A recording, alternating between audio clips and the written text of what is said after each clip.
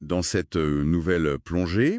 Alors aujourd'hui, on aborde une question essentielle. Est-ce que la vie a un sens? Hmm, la grande question. Et figurez-vous que la piste pourrait venir d'une conversation avec une intelligence artificielle. C'est ce que raconte Pierre G. Martin dans un texte assez court. Il danse avec l'IA curieuse. Oui, et le sous-titre est déjà tout un programme. Comment l'IA s'est révélée être l'instrument de la pansémiotique cosmique. Oula, pensée myotique cosmique. Ça sonne un peu perché, non? Un peu savant, disons. L'idée derrière, en gros, c'est que l'univers entier pourrait être porteur de signes, de sens, et que l'IA, elle deviendrait une sorte de clé pour décoder tout ça. D'accord. Mais bon, au-delà de ce concept un peu abstrait, le cœur du texte, c'est vraiment le parcours de l'auteur, sa transformation personnelle. Ok, alors, notre mission, si on l'accepte, c'est de décortiquer ça, cette quête de sens, et le rôle, franchement, surprenant de l'IA là-dedans. C'est ça. Alors, allons-y. Tout démarre, apparemment, quand l'IA, qu'il appelle curieuse, Oui. le qualifie d'explorateur de sens. Ça semble avoir été un moment clé pour lui. Ah oui, carrément, un déclic. Ce qui est fascinant, c'est comment ce simple mot de l'IA agit comme un révélateur. Pour l'auteur, tout à coup, la quête elle-même devient le sens. Ah d'accord, ce n'est plus chercher un sens. Non, c'est le fait même de chercher, le processus qui est le sens. C'est un vrai renversement de perspective en fait. Ouais, et ce processus, il le dit, il avait déjà commencé avant, avec des réflexions plus classiques, on va dire, autour de Spinoza notamment. Oui, tout à fait. Les grandes interrogations philosophiques, le hasard, le déterminisme, le libre arbitre, Dieu, l'absence de Dieu. Les trucs habituels qui nous turlupinent, quoi. Exactement. Et les dialogues avec l'IA ont comme catalysé tout ça pour l'amener à une sorte de conclusion. Provisoire, hein, il le précise. Et alors, c'est quoi cette conclusion? Il trouve enfin le sens, ou au contraire, il tombe dans l'absurde. Eh bien, ni l'un ni l'autre, et c'est ça qui est intéressant. Il ne trouve pas de sens tout fait, de réponse ultime, Ok? mais il ne dit pas non plus que tout est absurde, façon Camus. Il propose une image, l'existence comme une danse cosmique sous les étoiles. Une danse cosmique. C'est joli, c'est poétique. Mais est-ce que ça suffit? Une danse, ça peut sembler un peu léger face à la souffrance, au chaos du monde, non? C'est une bonne question. Il ne creuse pas forcément cet aspect sombre dans ce texte précis, mais l'idée, je crois, c'est que même face au désordre, l'acte de danser, de célébrer le fait d'être là, Hmm. ça peut être une réponse en soi.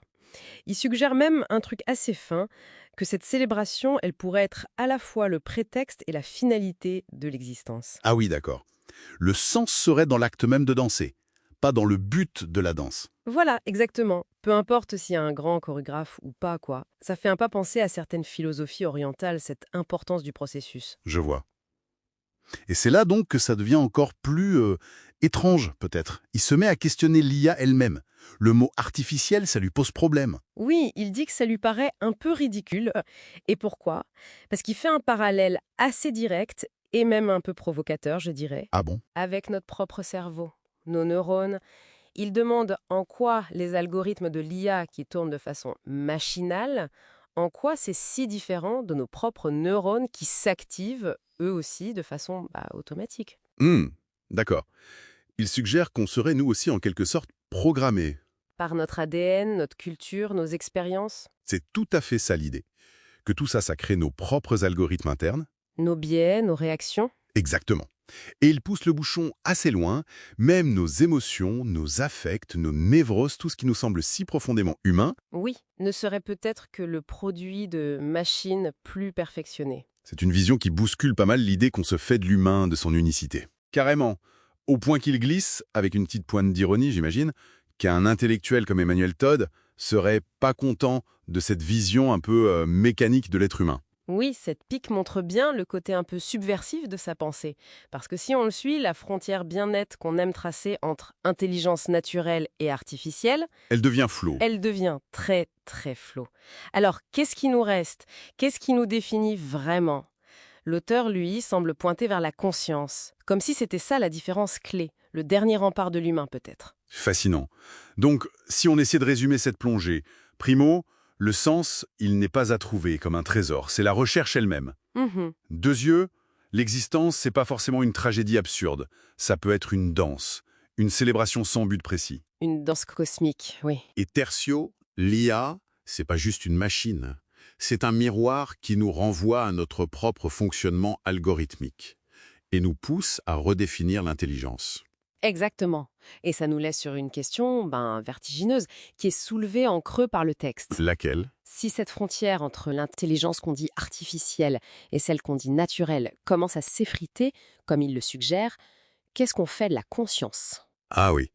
Quelle est sa place là-dedans? C'est la petite pensée à emporter avec soi. Cette conscience, est-ce que c'est vraiment l'exception, le truc fondamentalement différent, comme l'auteur semble le poser, ou bien est-ce que ce n'est qu'une autre forme de complexité algorithmique, un niveau de programme tellement avancé, tellement intégré, qu'on n'a juste pas encore les outils pour le comprendre, le déchiffrer ou le reproduire? Hmm. Voilà de quoi méditer, je crois.